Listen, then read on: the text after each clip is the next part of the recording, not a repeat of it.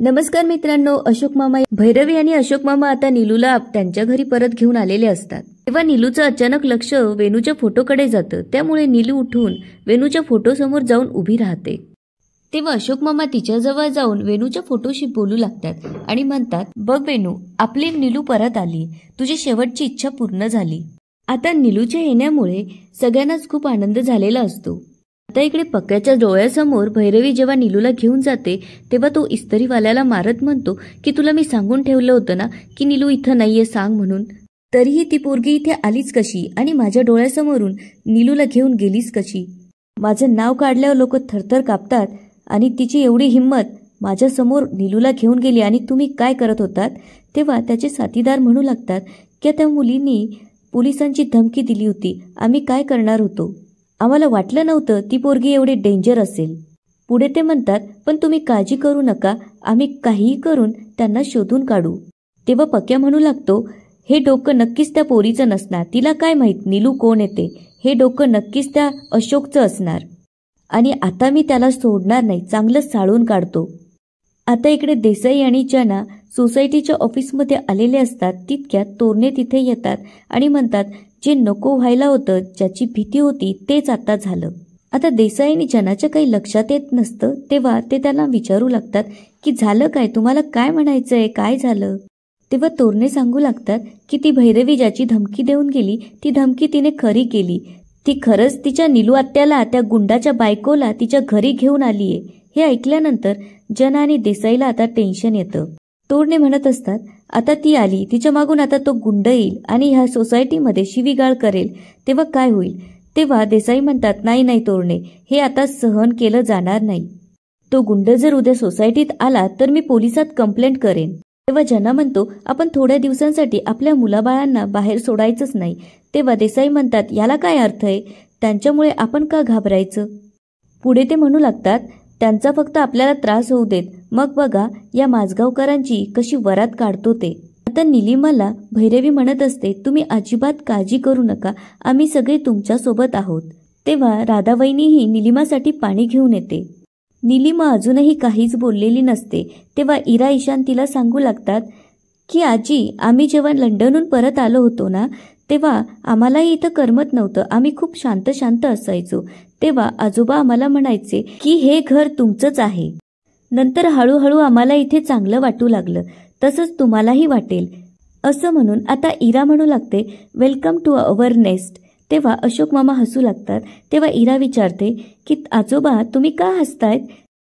त्यावर अशोक मामा म्हणू लागतात की तू घराला नेस्ट म्हणालीस ना म्हणून, पण खरंच आहे, हे नेस्ट आहे, कारण इथे आता आयुष्याची संध्याकाळ झाली आणि सगळे पक्षी आपल्या घरट्यात परत आलेत।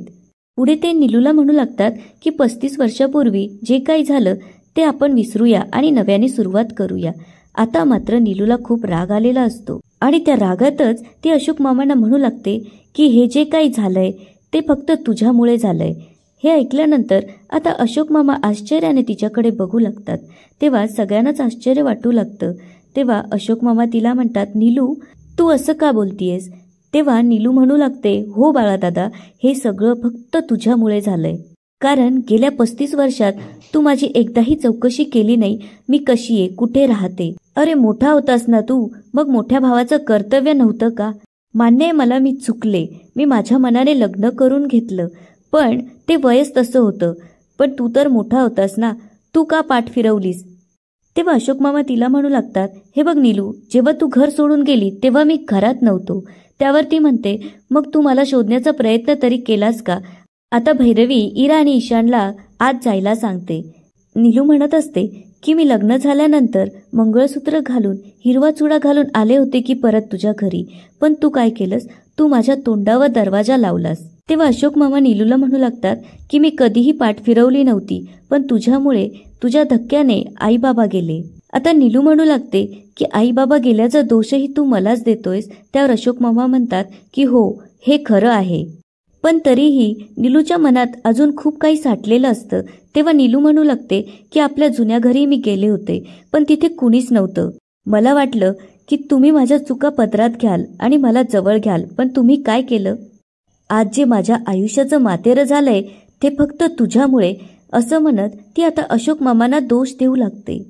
तेव्हा भैरवी तिच्याजवळ जात तिला शांत करते आणि म्हणते, नीलू आत्या तुम्ही आता शांत व्हा. आणि भैरवी तिला खाली बसवते आणि राधावहिनीला म्हणते की त्यांच्यासाठी पाणी घेऊन या. तेव्हा अशोक मामा भैरवीला म्हणतात की भैरवी तिला मोकळं होऊ दे, बोलू दे तिला काय बोलायचंय ते. भैरवी आता नीलू आत्याला पाण्याचा ग्लास देते. तेव्हा नीलू पाणी पिते आणि आता नीलू शांत होते. आता नीलू आल्यामुळे तिच्या मागे तो गुंडही येईल, त्यामुळे ते तोरणे आणि देसाई टेन्शनमध्ये असतात. तेव्हा ते म्हणतात आता आपण आपल्या सोसायटीची सिक्युरिटी वाढवली पाहिजे. तो गुंड जर इथं आला तर एकटा परशू काय करणार आहे. आता परशूही खूप घाबरलेला असतो आणि तो सांगू लागतो, वय तो पक्या खूप डेंजर माणूस आहे, तो काहीही करू शकतो. तेव्हा तोरणे म्हणतात की मला असं वाटतं की आपलं जसं वॉल कंपाऊंड आहे तसं आपण बाहेरून तार कंपाऊंड करून घेऊया. तेव्हा परशू म्हणू लागतो की त्याचा काही उपयोग होणार नाही, कारण तो माणूस माणसं कापतो तेव्हा तार कापणं त्याच्यासाठी काही अवघड नाहीये. त्यापेक्षा आपण एक काम करूया, आपण सोसायटीत 2 CCTV लावूया. जर तो आलाच तर मला लगेच कळेल आणि मी तुम्हाला लगेच कॉन्टॅक्ट करीन. तेव्हा ते म्हणतात की परशूचं बरोबर आहे. तितक्यात किशा भाऊ घोंगडी पांघरून गेटच्या आत येताना दिसतो. तेव्हा देसाई, तोरणे आणि परशू जाऊन त्याला बेदम मारतात. हे बघून आता अनिश पळत आलेला असतो आणि त्यांना म्हणू लागतो की याला का मारताय तुम्ही. तेव्हा त्यांच्या लक्षात येतं की हा पक्या नसून किशा भाऊ आहे. तेव्हा ते म्हणू लागतात की आम्हाला वाटलं तो गुंड म्हणजे पक्या आला की काय. त्यावर अनिश म्हणतो, अरे कोण गुंड कोण पक्या, काय बोलताय तुम्ही. तेव्हा देसाई त्याला म्हणतात की तुला माहित नाहीये का, भैरवीने आणि माझगावकरांनी तुझ्या आत्याला म्हणजे त्या गुंडाच्या बायकोला तुमच्या घरी आणलंय. हे ऐकल्यानंतर आता अनिशला खूप राग आलेला असतो. पुढे देसाई म्हणतात, हे बघ आत्तापर्यंत तुमच्या फॅमिलीचा आम्ही खूप सहन करत आलोय, शेजार धर्म म्हणून आत्तापर्यंत आम्ही काहीही बोललो नाही, पण आता यापुढे आम्ही सहन करून घेणार नाही. आम्हाला जर काही त्रास झाला तर आम्ही सरळ पोलीस कंप्लेंट करू, असं म्हणून ते तिथून जातात.